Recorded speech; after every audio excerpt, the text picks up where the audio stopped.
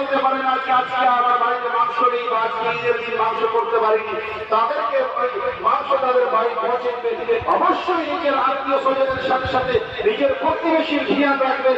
আল্লাহর নবী সাল্লাল্লাহু আলাইহি ওয়াসাল্লাম বলেন, লা ইউমিনু আহাদুকুম, তোমাদের মধ্যে কেউ মুমিন হতে পারে না, এমন একটি মুমিন হতে পারে না যে নিজে পেট ভরে খাবে এবং তার প্রতিবেশী ভুখায় ক্ষুধার্ত হয়ে থেকে যাবে, সে ব্যক্তি মুমিন হতে পারে না।